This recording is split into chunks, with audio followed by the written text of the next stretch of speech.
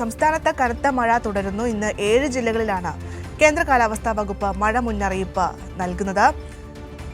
ഷീജ ചേരുന്നുണ്ട്. ഷീജ, ഏതൊക്കെ ജില്ലകൾക്കാണ് മുന്നറിയിപ്പുള്ളത്? മറ്റ് നിർദ്ദേശങ്ങൾ എന്തെങ്കിലും പറയുന്നുണ്ടോ?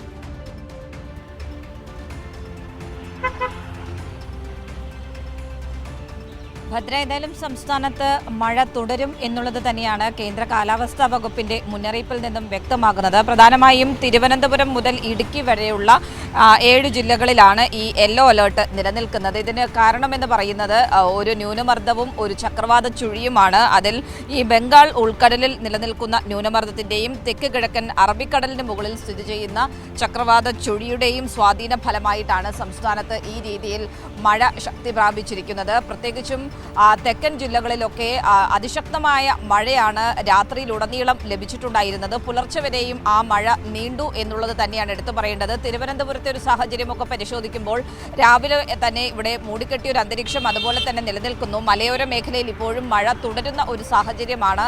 കാറ്റിന്റെ വേഗത കൂടി നിൽക്കുന്ന ഒരു പശ്ചാത്തലമുണ്ട്. അതുകൊണ്ട് തന്നെ എല്ലാ വിധത്തിലുള്ള മുന്നറിയിപ്പുകളും അത് ജനങ്ങൾ പാലിക്കണം എന്നുള്ളൊരാവശ്യം തന്നെയാണ് സംസ്ഥാന ദുരന്ത നിവാരണ അതോറിറ്റിയും മുന്നോട്ട് വയ്ക്കുന്നത്. ഈ ചക്രവാത ചുഴിയുടെയും ന്യൂനമർദ്ദത്തിന്റെയും ഭാഗമായി അതിന്റെ സ്വാധീനത്താൽ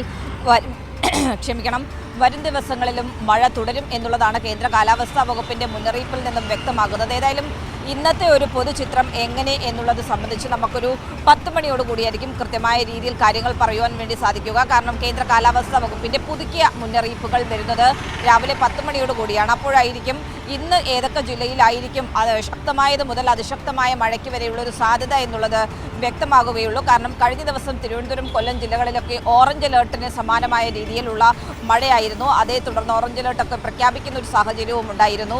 ഇന്നും സമാനമായ ഒരു സാഹചര്യം തന്നെയാണ് നിലനിൽക്കുന്നത്. കാരണം പലയിടങ്ങളിലും രാത്രിയിലുടനീളം പെയ്ത മഴ മലയോര മേഖലകളിൽ ഇപ്പോഴും തുടരുന്ന ഒരു സാഹചര്യം തന്നെയാണ്. ഭദ്ര,